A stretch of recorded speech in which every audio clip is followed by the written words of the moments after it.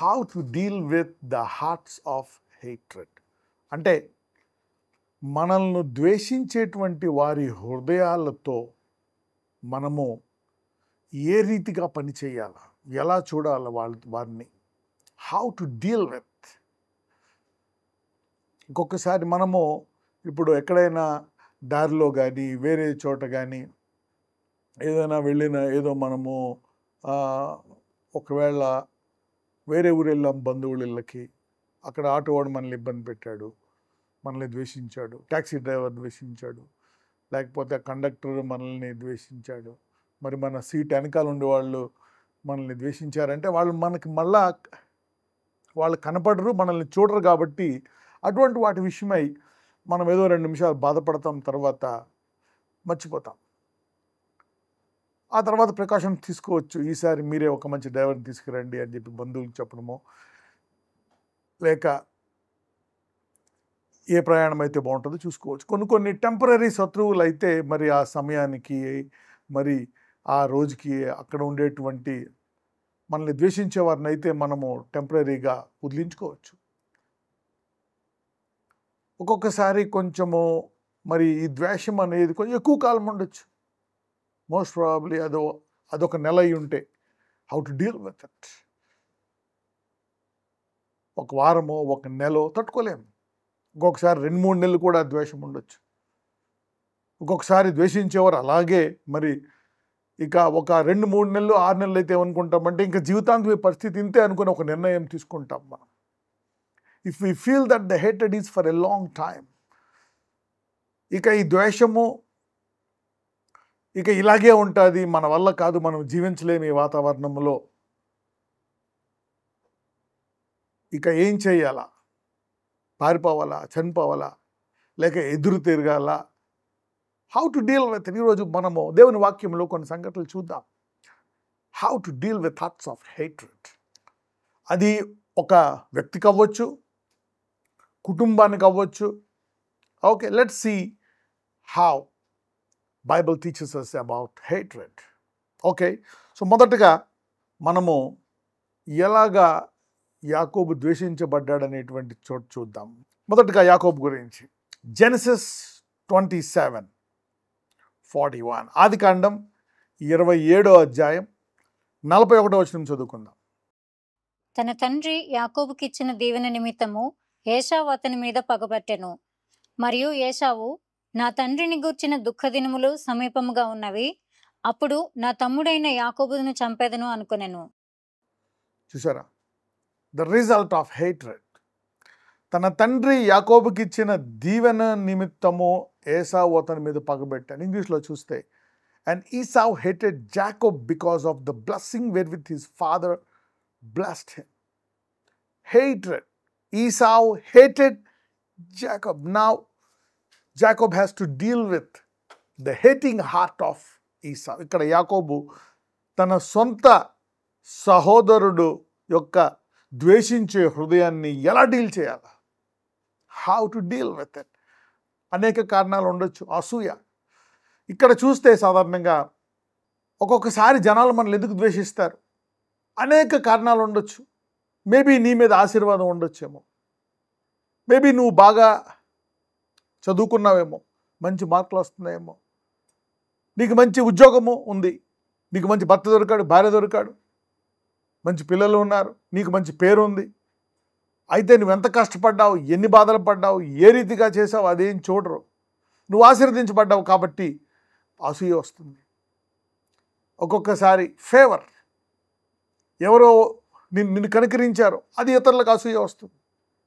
So ఆ అసూయ ఇంతకుముందు మనం చూసాం. Jealousy as క్రియల్ as grave. Okay, అది మరి మరణమంతా చెడ్డది.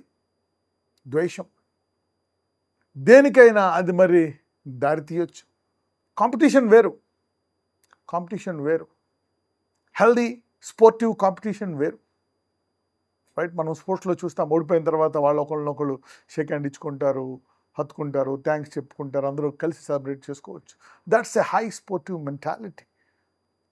నా ఇక్కడ మరి ఈసావు యాకోబుని ద్వేషించాడంట. మరి ద్వేషము ఎంతవరకు అది దారితీసిందంటే, మరి తన తండ్రిని గూర్చిన దుఃఖ దినములు సమాప్తమైపోయిన తర్వాత నా తమ్ముడైన యాకోబుని చంపేదను. సొంత తమ్ముడు, కలిసి పెరిగారు, కలిసి ఆడుకున్నారు. మరి ఇక్కడ ద్వేషం ఒకటి పుట్టి చంపేద్దామనే స్థాయికి వెళ్ళిపోయారు. రైట్, లెట్స్ రీడ్ 28 11 నుంచి 16 వరకు చదువుదాం. Genesis chapter 28 verse 11 to 16. ఒక చోట చేరి ప్రొద్దుగుంకినందున అక్కడ ఆ రాత్రి నిలిచిపోయి ఆ చోటి రాళ్లలో ఒకటి తీసుకొని తనకు తలగడగా చేసుకొని అక్కడ పండుకొనెను. అప్పుడతడు ఒక కల కనెను. అందులో ఒక నిచ్చెన భూమి మీద నిలబడి ఉండెను. దాని కొన ఆకాశమునంటెను. దాని మీద దేవుని దూతలు ఎక్కుచూ దిగుచూ నుండిరి. మరియు యెహోవా దానికి పైగా నిలిచి, నేను నీ తండ్రి అయిన అబ్రహాము దేవుడను ఇస్సాకు దేవుడనైన యెహోవాను. నీవు పండుకొని ఉన్న ఈ భూమిని నీకును నీ సంతానమునకును ఇచ్చెదను. నీ సంతానము భూమి మీద లెక్కకు ఇసుక రేణువుల వలె అగును. నీవు పడమటి తట్టును, తూర్పు తట్టును, ఉత్తరపు తట్టును, దక్షిణపు తట్టును వ్యాపించెదవు. భూమి యొక్క వంశములన్నీయు నీ మూలముగాను నీ సంతానము మూలముగాను ఆశీర్వదింపబడును. ఇదిగో, నేను నీకు తోడైయుండి నీవు వెళ్ళు ప్రతి స్థలమందు నిన్ను కాపాడుచు ఈ దేశమునకు నిన్ను మరలా రప్పించెదను. నేను నీతో చెప్పినది నెరవేర్చు వరకు నిన్ను విడువను అని చెప్పగా, యాకోబు నిద్ర తెలిసి నిశ్చయముగా యెహోవా ఈ స్థలమందున్నాడు, అది నాకు తెలియకపోయాను అనుకొని. చాలండి. అయితే ఇక్కడ ఈ ద్వేషాన్ని ఎలా డీల్ చేయాలో తెలియక, అతన్ని ఎలా ఎదిరించాలో తెలియక, కానీ ఇతను అరే నాన్న నన్ను చంపేదానికంటే నన్ననే చంపేస్తే పోలే, నన్నని ఈ ప్రాంతం నుంచి గెంటేస్తే పోలే, నా తల్లిదండ్రులు తీసుకెళ్ళిపోతే పోలే, ఇలా ఆలోచించలే. మరి తల్లి నువ్వు ఇక్కడి నుంచి వెళ్ళిపో నాయన అనగానే అతడు అక్కడి నుంచి వెళ్ళిపోయాడు. ఒబీడియన్స్. ఆ ద్వేషానికి ఏం చెయ్యాలా అనేటువంటిది మరి తన తల్లి ప్రార్థించి దేవుడి నుంచి ఒక దర్శనం పొందుకొని ఈ రీతిగా చేస్తే బాగుంటుంది, ఈ రీతిగా ఆ బిడ్డ విశ్వాసాన్ని మరి ఆ బిడ్డకు మరి కొంచెం ఆ విశ్వాసంలో అతనికి సహాయం చేసే వాళ్ళు కూడా దొరికితే బావుణ్ణు అనే రీతిగా మరి సొంత బంధువుల దగ్గరికి మరి యాకోబుని పంపించినప్పుడు యాకోబు నేను ఎందుకు వెళ్ళాలా, అన్నే వెళ్ళిపోని, అన్నే వెళ్ళని అని తన యొక్క తల్లికి తండ్రికి తిరగబడలేదు, అన్నని ఎదిరించలేదు. పోనీ అన్న పడుకున్నప్పుడు, రహస్యముగా ఉన్నప్పుడు, మరి అన్న నిద్రించున్నప్పుడు అన్ననేమైనా చేసేద్దాం అనే తలంపులు ఏమీ రాలే, లేక ఏమీ కంప్లైంట్ చేయలేదు. నన్నేం చేస్తాడో చూసుకుందామని మరి తన తరపున కొంతమంది జనాల్ని పోగేసి, లేక వేరే రీతిలో యుద్ధము చేద్దాము. He didn't plan anything. ఎలాగ మరి ఆ ద్వేషాన్ని డీల్ చేస్తున్నాడు, మరి దైవికమైనటువంటి నిర్ణయంతో దాన్ని డీల్ చేస్తున్నాడు. In a divine way, following a divine instruction. మరి దేవుని చిత్తం ఏంటి? కరెక్టే, నా సహోదరుడు నన్ను ద్వేషిస్తున్నాడు, నన్ను చంపేద్దాం అనుకుంటున్నాడు, ప్రభా ఇప్పుడు నేనేం చేయాలా? సో తన తల్లి చెప్పిందో, నాకు ఇలా వచ్చింది, నాకు ఇలా దేవుడు బయలుపరిచాడు, so this is what is the best for you. So following divine instruction, తగ్గించుకున్నాడు. He humbled himself. తన ఇంటి జీవితాన్ని, అమ్మ ఉండే కూరల్ని, తను పుట్టి పెరిగినటువంటి ప్రాంతాన్ని, అలవాటైన ప్రాంతాన్ని, సుఖాన్ని, సమస్తాన్ని కోల్పోయి ఇప్పుడు వేరే చోటుకి వెళ్ళిపోవడానికి సిద్ధపడిపోయాడు.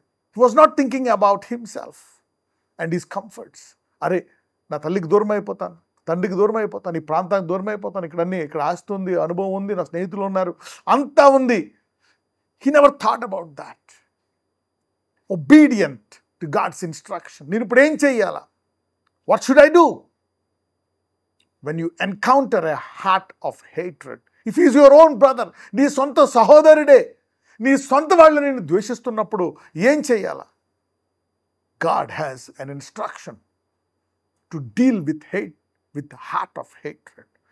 ప్రతి ద్వేషించే హృదయానికి, ప్రతి విశ్వాసికి నీకెవరైనా ద్వేషిస్తున్నట్లయితే దేవుడు ఒక మాట నీకు చెప్పడానికి సిద్ధంగా ఉన్నాడు. God is ready to give you an instruction. God wants to protect you and bless you. నజరేయుడైన యేసయ్య, ఇదిగో ప్రభువా, నీ వాక్యంలో సెలవిచ్చున్నావు, మమ్మల్ని ఎవరన్నా ద్వేషిస్తున్నట్లయితే ఎలాగ నీ చిత్తాన్ని మేము మా సొంత ఆలోచనలోకి వెళ్లకుండా, మా సొంత తలంపులతో చొప్పున ప్రవర్తించకుండా, మళ్ళా తిరిగి మేము కూడా పగతో ఉండకుండా నీ చిత్తానుసారముగా చేస్తే ఎలా జరుగుతుందో నీవు అనేక సందర్భాల్లో మాకు బోధించావు నాయన. ఎలాగా నీవు ద్వేషించు వారిని, ద్వేషం పడుతూ వారిని చూసి ద్వేషం పడుతూ వారిని ఎలాగ ఆశీర్వదించి వారి గురి వద్దకు తీసుకువెళ్ళావో, ఎంత గొప్ప ఆశీర్వాదాలు తీసుకెళ్ళి వారి పట్ల నువ్వు దగ్గర ఉన్నావో నువ్వు చూసావు నాయన. నీ ఆత్మ ద్వారా మేము కూడా విశ్వాసముతో ప్రేమించేటువంటి కృప మాకు దయచేయమని నజరేయుడనే నామమున ప్రార్థిస్తున్నాము తండ్రి. ఆమెన్.